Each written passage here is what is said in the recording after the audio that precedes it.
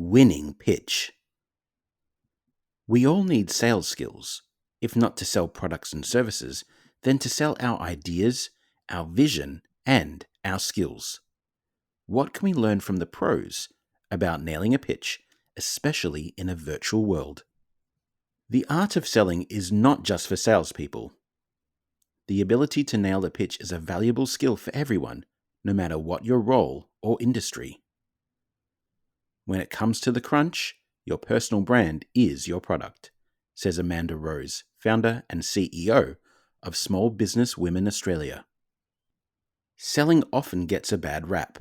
The stereotypical salesman is a shady character, but Rose says dishonesty doesn't make you a good salesperson, just the opposite.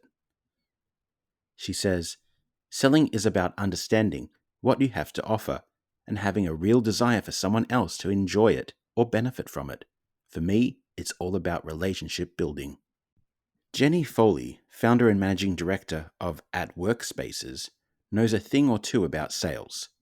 She gave up primary school teaching 38 years ago to start several businesses offering shared office spaces, first in Melbourne and then across the country and internationally. Foley says, sales is one of the most important parts of your business. We didn't have social media when I started. You have to be very good at selling. A face-to-face meeting, she says, was your sole chance to win over a client. Like Rose, Foley says it just isn't salespeople who benefit from the ability to nail a pitch. I say to everyone, no matter what you're doing in life, you're selling. I used to teach. When I taught the kids to read and write, it was a sales job. Everything you do in your daily role is selling. You have to put your best foot forward. The key to nailing a pitch is practice. Practice makes perfect. You can't avoid it, says Rose. Practice on your own, first in the mirror. Record yourself, even if you hate it. In the workplace, she says, practice with a colleague and give each other honest feedback. You don't need the gift of the gab to put together a successful sales pitch. Anyone can do it, although selling is probably the wrong word, Foley says. You've got to be passionate. You've got to believe in what you're selling.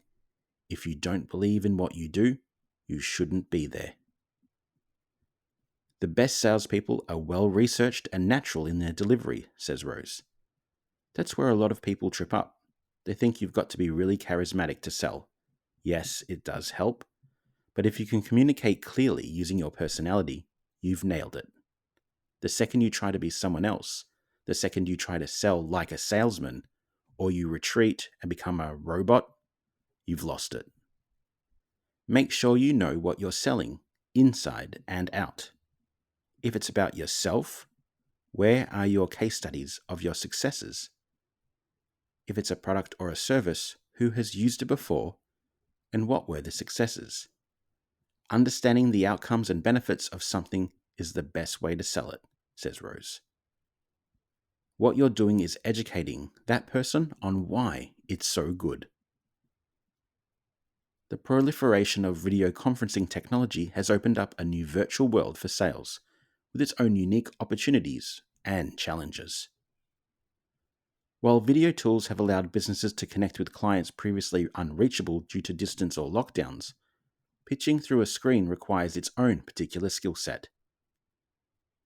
Foley says, our salespeople and business development managers built their careers on successfully building a rapport with people across a table.